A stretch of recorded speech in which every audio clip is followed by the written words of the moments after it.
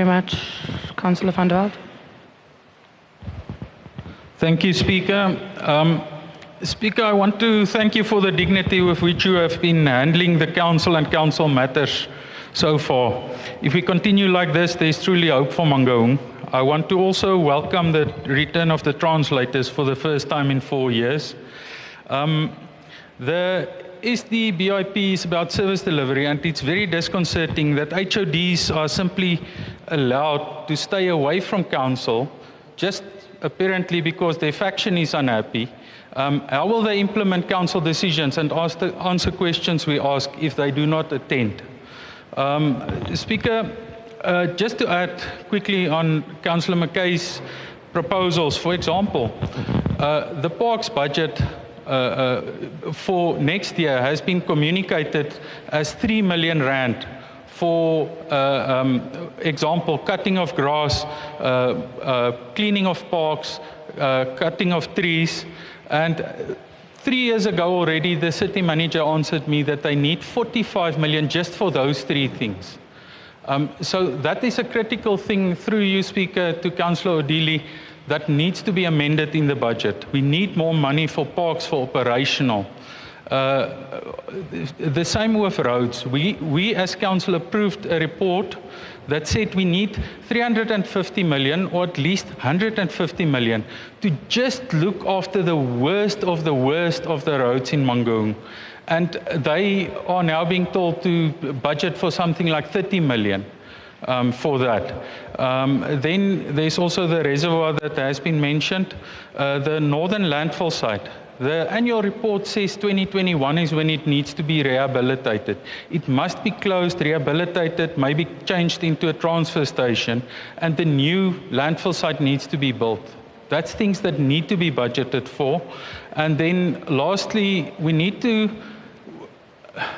take into account that we don't have enough vehicles, we can't buy enough vehicles, and we cannot pick up all the waste. So we need to implement the shift system for engineering services and waste in order to make the best use of the vehicles that we have. Speaker, the SDBIP reported that the land use management scheme had been completed by June 2021. It is now 7 months later and it has not served in Council yet. Thus, we are stuck with the half-a-century-old town planning scheme. Did the planning department lie in the report, or has the office of the Speaker been sitting on the report for 7 months? Regarding noise pollution, Speaker, it is impossible to give this a satisfactory outcome. The amount of noise that our residents are increasingly exposed to in the early hours of the morning within neighborhoods are unacceptable.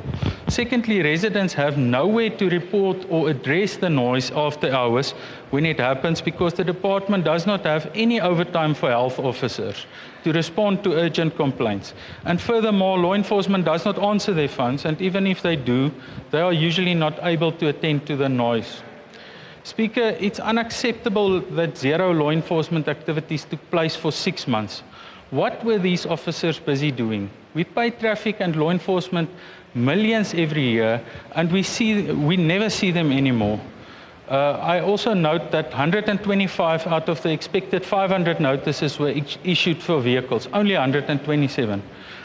This is again a symptom of our absent traffic and law enforcement. Similarly, 176 notices out of 500 expected for not wearing seat belts.